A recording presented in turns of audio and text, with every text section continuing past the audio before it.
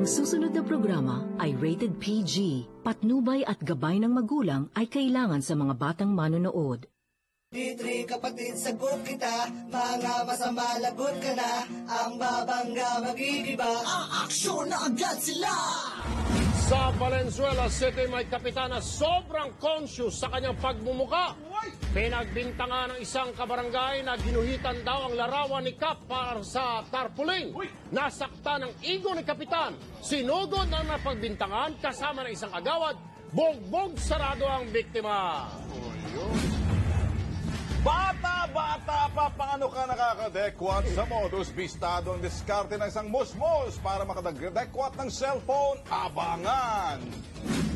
Ang reklamo naman ng isang ina na namatayan ng anak, truck ng isang engineer. Sa DPWH ang di umano'y nakadisgrasya, pero hindi nasikaso ng mga sangkot sa aksidente sa Malabon. Ang pobreng pamilya, aksyonan natin live.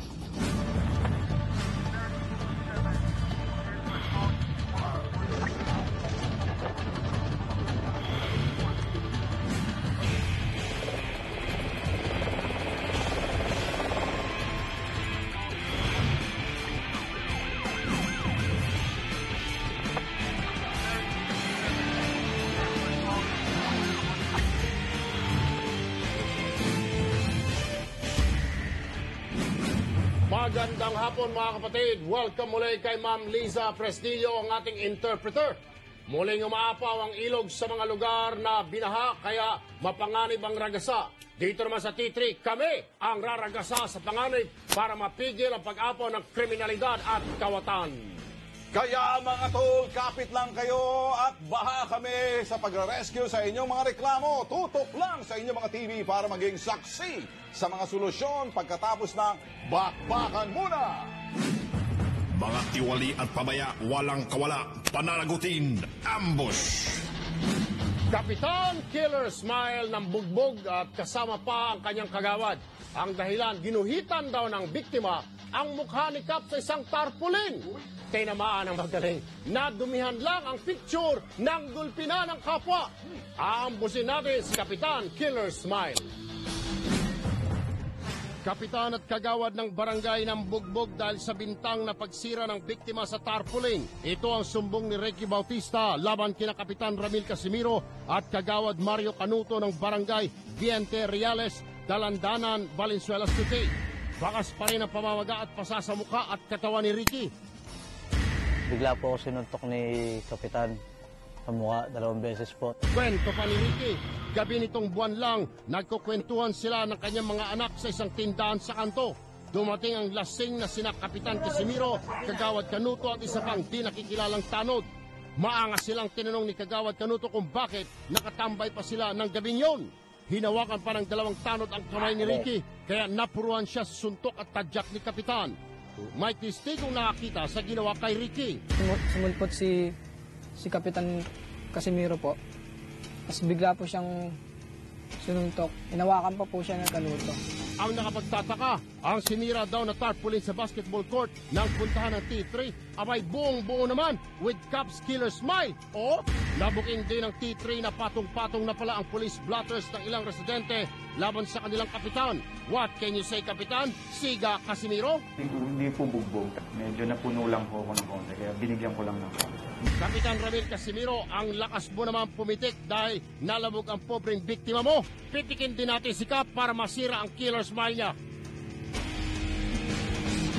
Para sagutin ang tungkol sa reklamo sa kanya, makakausap natin sa Kapitan Ramil Casimiro ng Barangay Viente Reales, Dalandanan, Valenzuela City. Magandang hapon, Kapitan Casimiro. Magandang hapon din po, sir. Isang tanong sa sagot. Binugbog mo ba o binugbog mo? Sir, negative po. Hindi ko po siya binugbog. Ay, ano nangyari? Hello po. Anong ginawa mo?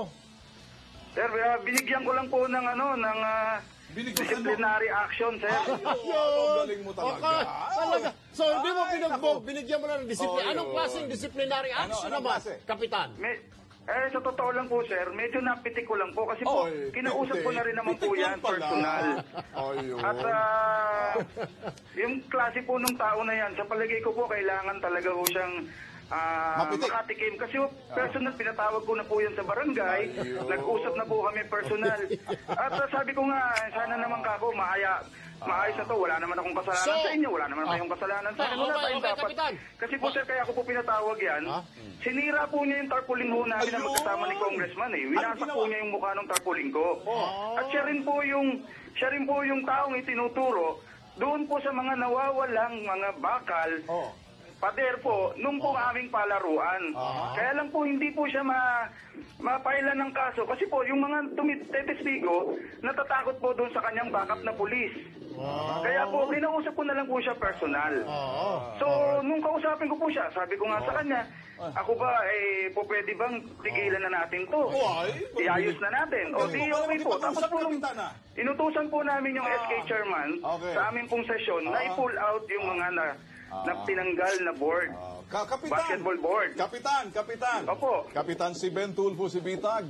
Ay, ako'y Ayaw po. bilib ho ako sa inyo kung paano kayo mamitik. Yung pitik ninyo, pang Bruce Lee pitik eh.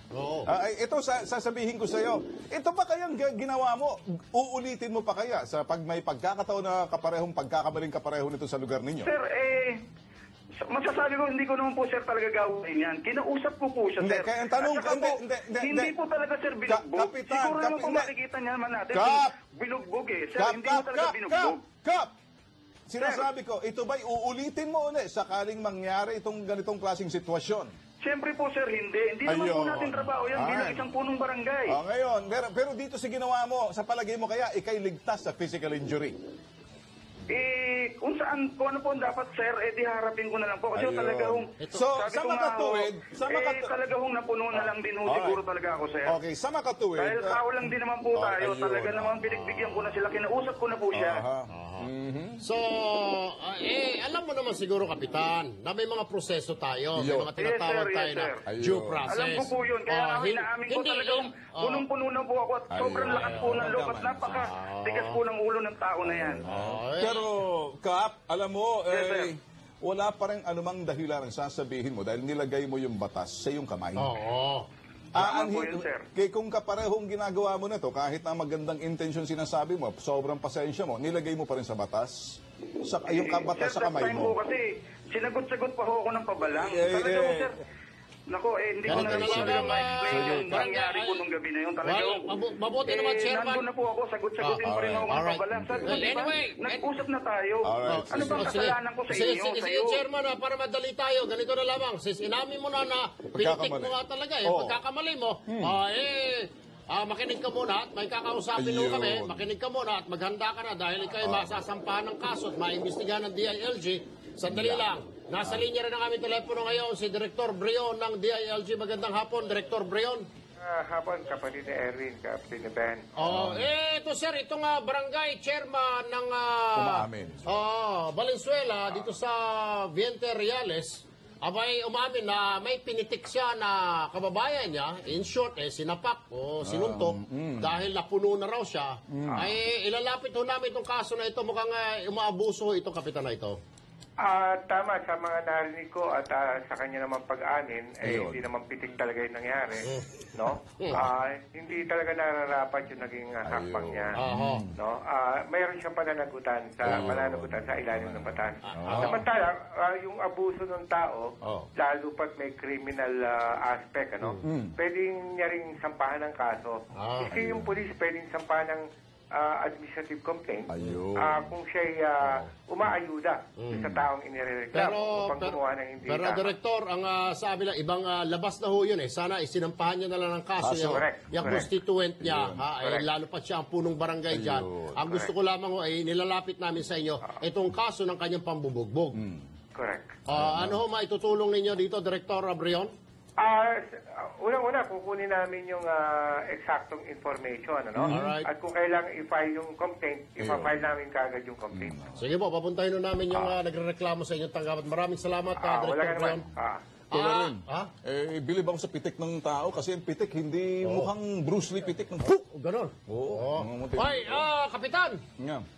Oh, Kapitan. Sir. Oh, Sir, yes, sir. Opo. ay, humanda ka na at ikaw isasampahan ng kaso, sigurado. Ha? Tutulungan namin yung paano makasuhan ka. Kung yun po, sir, wala po tayong Alright. okay lang Pero, po yun. pero Pero inaano- gaya po na sinabi ko, sir, hindi Sige. ko po binugbog. Ay, binugbog, Alam pinitik na po lang. yan. Pinitik na Pinitik lang. gulpik. Aha. Gulping pitik. Ganon. Oo. Ganon. Ganon. Ganon. Sabay, Ayun. sabay. Ah, talagang, wag mo na ulitin yung Kapitan, ha? Yes, sir. Alright, sige. Okay, Ano, sige, maraming salamat sa iyo, Kapitan Casimiro. Hindi pala gulpi yun? Tolben? Hindi. Pitik. Pitik? Oo. Paano pitik? Ang alam ko pitik, backfist. Tolben eh. Ganun Tolben. Hindi, yung pitik niya, ito. Boom! Baka karatista, hindi Hindi kaya. kaya, Bruce Lee. Bruce Lee. Sa pagpapalik ng programa, tumigiba at tumitibag sa mga manluloko, hinayin ng isang ina na namatay ng anak pero may sala, dead ba sa kanyang pananagutan? Aksyonan natin yan live. Modus ng isang minor de edad na nag-aalok ng plastic bag para makapanlin lang at napakan ng dekwat ng cellphone. Bistado ng T3, abangan!